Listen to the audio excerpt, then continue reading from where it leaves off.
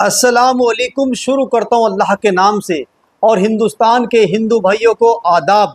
इस चेहरे को पहचानिए, आप इस चेहरे को जरूर जानते होंगे। इनका नाम है ऐमन रिजवी, जो किसी परिचय किसी तारुफ का मोहताज नहीं है। देश की राजधानी दिल्ली में रहती हैं और दिल्ली में रहकर दबे कुचले वंचित समाज के साथ साथ अपनी कौम के लिए आवाज उठाती हैं, अपनी कौम की हक अधिकार की लड़ाई को लड़ती हैं और बड़ी मजबूती से लड़ती हैं।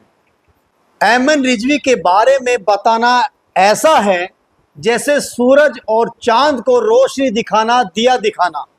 ऐमन रिजवी एक ऐसा चेहरा है, मेंबर ऑफ पार्लियामेंट का चुनाव भी लड़ चुकी हैं और दोस्तों हमेशा अपने समाज के लिए वफादार रहती हैं। सवाल अब यह बनता है, किसी एक नालायक लड़के ने देर रात में ऐमन रिजवी को उल्टी सीधी वीडियो भेजी है और प्यार करने का प्रपोज रख दिया है और उनको आई लव यू बोला है। ऐमन रिजवी ने बड़े ही सलाहियत शाऊर के साथ कहा है, मैं दिल्ली से ऐमन रिजवी हूँ और कौम के लिए काम करती हूँ और तुम भी हमारी कौम में से एक बालक हो। इस तरह की एक्टिविटी रात में क्यों करते हो और आपका मेरा लेना देना ही क्या है। मगर वह लड़का संभल से बताया जाता है पूरी स्पीड अपनी एक्टिविटी के साथ नेगेटिव मार्किंग करता रहा। दोस्तों आप इतना जानते होंगे, अगर ऐमन रिजवी अपने पर आ गई, संभल तो क्या, अगर ये लड़का समुंदर में भी छुप जाएगा, ये वहां से निकलेगा और इसको निकलना पड़ेगा। फिर इसके गले के अंदर जूतों की माला और काला इसका चेहरा, गधे पर इसको बैठाकर संभल के चारों ओर घुमाया जाएगा। इनका नाम ऐमन रिजवी है। आई लव यू बोलने की तो औकात ही नहीं है। वह देश के प्रधानमंत्री, देश के गृह मंत्री और भारत सरकार की कैबिनेट और दिल्ली सरकार से टकराती हैं और मजबूती से अपने समाज मुसलमानों के लिए लड़ाई लड़ती है।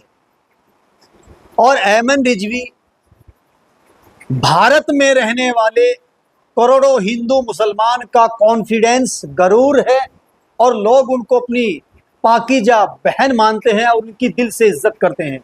हमारी भी बड़ी बहन है ऐमन रिजवी और ऐमन रिजवी का उत्तर प्रदेश की बहुत ही फेमस और लोकप्रिय सरजमीन देवबंद से रिश्ता है।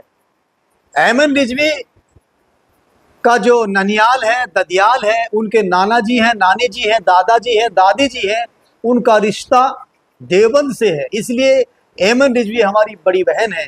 अगर उनकी शान में कोई इस तरह की नेगेटिव मार्किंग एक्टिविटी, गुस्ताखी करेगा, फिर इस चीज़ को बर्दाश्त नहीं किया जाएगा। पहली बात तो हमारी कम्युनिटी, हमारे समाज से लड़कियां कम पढ़ती हैं और सोशल वर्कर तो ना के बराबर हैं। अगर इस तरह की कोई बहन हमारी जो देश की राजधानी में बैठी हैं और हमारे साथ सरकार उल्टे सीधे बिल पार्लियामेंट में या असेंबली में पास कर कर हमारी कमर, हमारे सर पर बोझ डाल देती है, तो ऐमन रिजवी उसकी लड़ाई लड़ती है। अगर हम अपनी ही बहन का इस तरीके से अपमान करेंगे, जिस तरीके से एक मूर्ख इंसान ने जो संभल में रहता है उसने उल्टे सीधे कमेंट किए हैं, फिर हमारी ऐमन रिजवी बहन की हिम्मत, हौसला टूट जाएगा। फिर वह हमारी लड़ाई, हमारे समाज की भलाई के लिए कैसी लड़ाई लड़ेंगी। और ऐमन रिजवी जी, आप इस पर मुकदमा लिखो, इसको जेल सलाखों के पीछे भेजो। करोड़ों हिंदू और मुसलमान आपके साथ कंधे से कंधे मिलाकर खड़े हैं। जैसे ही आप दिल्ली से संभल के लिए रवाना होंगी तो इंशाअल्लाह ताला यहाँ से ग्लोब इंडिया की टीम भी आपके स्वागत, वेलकम में संभल में मिलेगी। आपसे पहले हम लोग संभल में मिलेंगे। और ये तो बात सिर्फ इतनी है, ये कोई बेवकूफ़ और घटिया मानसिकता का युवा है, ना इसके पास अच्छा खानदान है, ना इसके अच्छे संस्कार है, ना इसके पास अच्छी मैच्योरिटी सोसाइटी है। बताया जाता है ये जो मूर्ख लड़का है संभल से, इसके पिताजी, ये वह खुद प्रधान रहा है उत्तर प्रदेश के अंदर। तो ये जो 5 साल कंप्लीट की ओर है प्रधान जी कार्यकाल की, सरकार ने पूरी ताकत को छीन कर रखा है। इनके जो डिजिटल सिग्नेचर रहे हैं ये भी ऑफिसर सेक्रेटरियों के पास रहे हैं। प्रधानी का कोई वजूद रसूख नहीं था। ये तो एक रेस्पेक्टेड फेस होता है, लेकिन ऐसे लोग जो नालायक प्रधान होकर इस तरह की एक्टिविटी करेंगे, उनके बच्चे करेंगे, ये बहुत ही शर्मनाक और खौफनाक बात है।